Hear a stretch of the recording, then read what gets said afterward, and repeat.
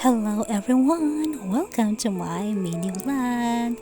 Kay nagmata naman ta guys, mabangon jud ta kay mag-work pa ta. Alright, so I woke up like this. Asa ka dyan? Bag.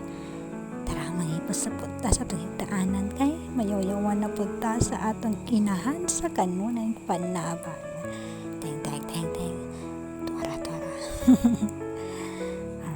Ni anaon paghipos pagpilo sa musket. Okay, padayon lang day. Laban na siya. Alright, so tara. Sama na.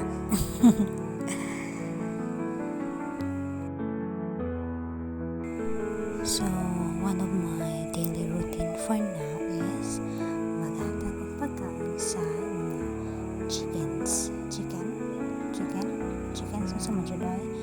So, amatangan sa nato ay dagan pa mo ay. So, dali lang nato ihatag sa atong kanon. Alright. Oops. So, of course, ato pong refilan ng tubig. Kaya pero sila uhaw sa pag-ibig. Okay guys, pasensya na sa among kabuha. Kaya magdugay-dugay na dyan ni. Hindi na makaya og tough. Okay, so it's time to ligo. Sama dyan akong panyaw-yaw dari.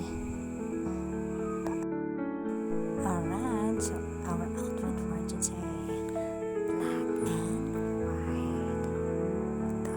Sino ka dyan? Back. Nani mo na malik ko kaya kumuha ng pilas.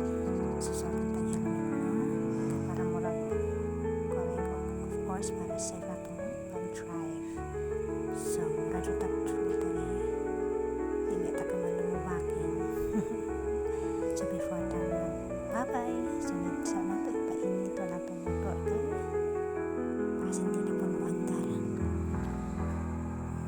Takakrangkang. Okay, so ayun. Tuwarang matang damay. Nagpaapat kami sa kailan daw siya. And look at her outfit. Very modern. So, nakita manaon na. Siyempre, itong ablihan na putahan.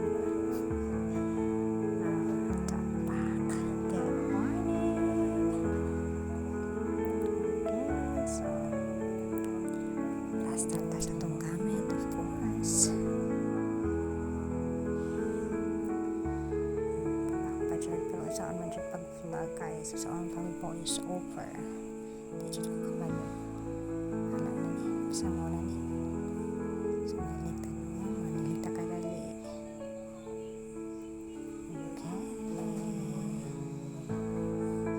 So, ayun. Mapagilita na ako ng panili guys.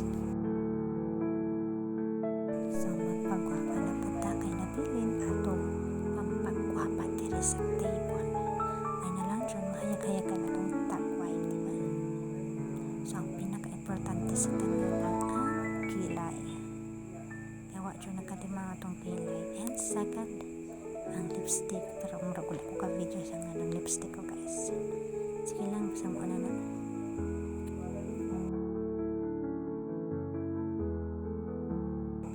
By the way guys, ako ang gamit na pangkilay is Focallure Eyebrow. So of course, napod ato Franny. Gusto rin siya mag-join sa time-lapse daw. Pero wala man ko nag-time-lapse ani. Edit lang ako. So hangad Shera. So this is my Franny Shera. Paak. Dapat ko pa dyan always. Ipahalap ng unsa na natong takway o sa kay kuha pagyapon sa atong pananaw. O diba? To, sino ka dyan? Sino kayo dyan?